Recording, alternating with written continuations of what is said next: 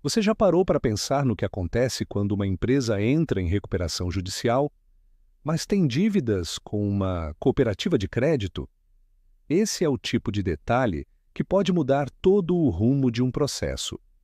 E foi justamente esse o ponto analisado pelo Superior Tribunal de Justiça, o STJ, ao decidir se os créditos da cooperativa Sicredi poderiam ou não entrar na recuperação judicial de duas empresas associadas.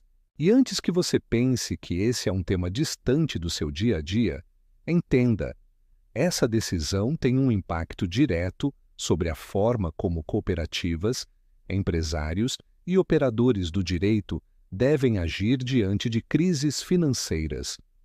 Por isso, se você trabalha com direito empresarial, cooperativas ou mesmo é empresário, esse vídeo é para você. O link para o acórdão completo está na descrição do vídeo.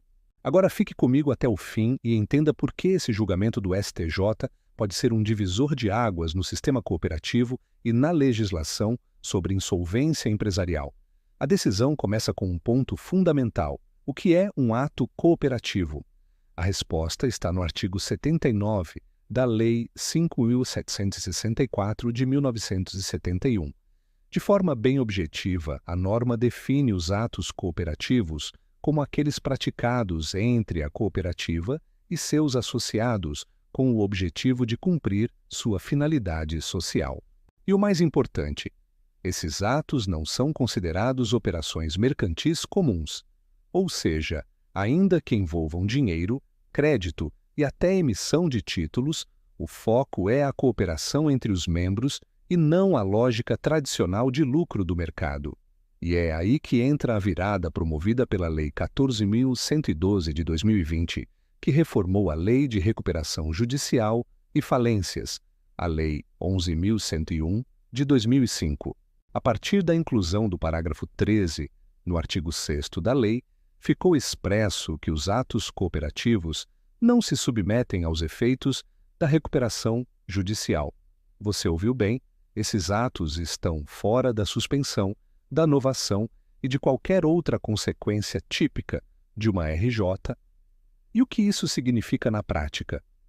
Que se uma empresa cooperada contrai uma dívida com sua cooperativa, essa obrigação não entra no plano de recuperação judicial. É como se fosse uma dívida blindada. Mas atenção, apenas se a operação realmente for um ato cooperativo típico.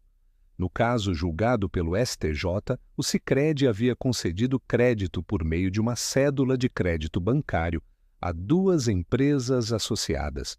Quando essas empresas entraram em recuperação judicial, o crédito foi incluído na lista de credores. O Sicredi, então, contestou, e o caso chegou até a mais alta corte infraconstitucional do país. O tribunal foi unânime ao entender que essa operação se enquadra, sim, como ato cooperativo. Isso porque envolvia associadas e se destinava à consecução dos objetivos da própria cooperativa. E é aqui que mora a genialidade e também a complexidade da decisão. O STJ foi técnico, direto e criterioso ao aplicar o conceito legal do ato cooperativo. Ao reconhecer que a concessão de crédito entre cooperativa e associado, ainda que por cédula bancária, configura ato cooperativo, o tribunal reforça a natureza própria dessas entidades. E isso tem um peso enorme para todo o sistema de crédito cooperativo. A mensagem é clara: as cooperativas não são instituições bancárias comuns. Elas existem com base em um regime de solidariedade entre associados. Submetê-las ao regime tradicional da recuperação judicial poderia comprometer o próprio funcionamento desse modelo. Mas nem tudo são flores. Se, por um lado, a decisão fortalece o sistema cooperativo, por outro, ela impõe um desafio às empresas em dificuldades. Afinal, se parte das dívidas estiver fora do processo de recuperação, como reorganizar o passivo com segurança? E é aqui que os advogados e contadores devem redobrar a atenção. Na hora de estruturar uma empresa ou assessorar uma cooperativa, é fundamental compreender o tipo de relação contratual que está sendo formada. Nem todo empréstimo feito por uma cooperativa será automaticamente um ato cooperativo. É necessário analisar se ele tem mesmo os elementos de mutualismo, interesse coletivo e vínculo associativo. Imagine, por exemplo, uma cooperativa que começa a atuar como um banco tradicional, com taxas, tarifas e critérios de concessão que desconsideram o vínculo associativo. Nesses casos, a jurisprudência pode evoluir no sentido de questionar o caráter cooperativo da operação. Esse ponto, inclusive, foi levantado como uma possível crítica ao acórdão. E vale lembrar que essa distinção entre operação cooperativa e mercantil pode exigir, em casos futuros, uma análise mais aprofundada, especialmente se houver indícios de desvio da finalidade institucional da cooperativa. Por outro lado, o julgamento reforça a previsibilidade no sistema jurídico. A partir dessa decisão, os operadores do direito ganham um parâmetro claro.